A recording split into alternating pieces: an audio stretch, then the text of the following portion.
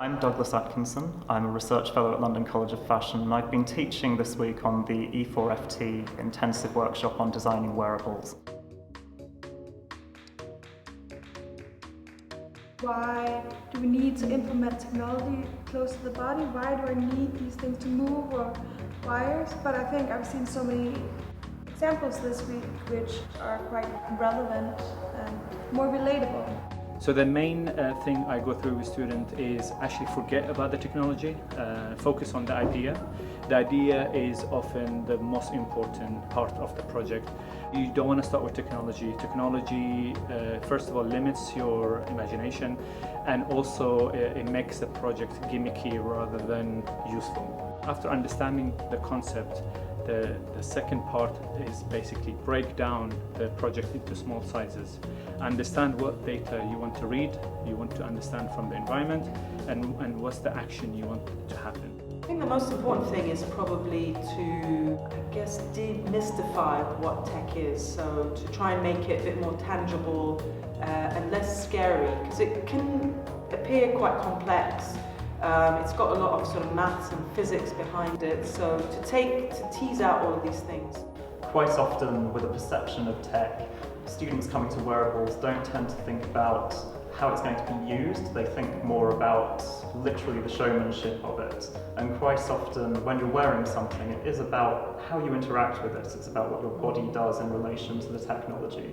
And so there's quite a lot of kind of ideation around maybe even storyboarding of how something would be used, thinking of how you would fit it into your life and not just how it would be a dramatic showpiece. Or even just testing things on the body with materials, with kind of lo-fi mock-ups and kind of even cardboard bits and pieces to add to a garment, just to demonstrate how it would change the garment. So I'm really interested in communication. Communicating the story of a garment to a consumer is really important to me, and finding ways to communicate the life cycle and the story before a consumer receives the garment. So for me, wearable tech is a way to get more story into a garment and hopefully promote more connection. I think it's particularly important that something in the workshop bridges between fashion materials and the technical aspect of Arduino. The reason why we've used the Arduino is because it's the one kind of microcontroller tool that connects the physical world of the wearable to the kind of digital world of coding. It's really one of those that connects those two aspects.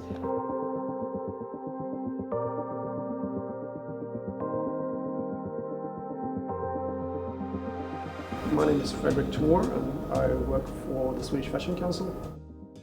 I wanted to force the students to think a little bit outside the box, see what they can do if they only have access to very limited technology.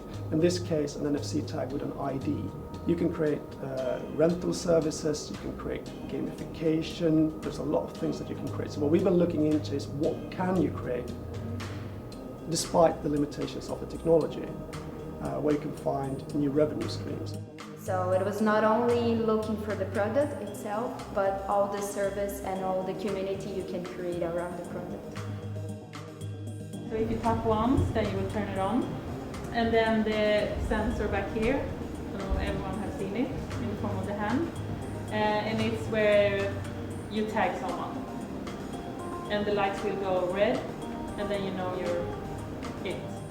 That's the fascinating thing about the technology, wearable tech joined together with fashion, because usually materials and garments, they don't tend to interact that much with others, but when you put technology, you can enhance that feeling and you can encourage people to interact. Before I was a bit skeptical about the wearable technology because I always think that humans don't need to be attached to any smart electronic items, but now I think you could make the design very natural. It can be really applied into the daily life. Having various speakers come in and tell us about the work that they're doing and other people, it really opens up my imagination to what I can do in the future. it's really about the whole experience and not just about the product. And one of the things that Frederick kept saying to us was, I think it's a bit funny, but it's just like, how can you be a brand without actually making garments? Having that input from industry is really vital so that students who are going into this world do understand the challenges that people face, the different perspectives that now are coming through in people's design processes and also in the products that people get to market. What succeeds, what's a technology that only exists for novelty, and what new themes like the idea of translating touch and creating human connection might come through in the next generation of wearable technology.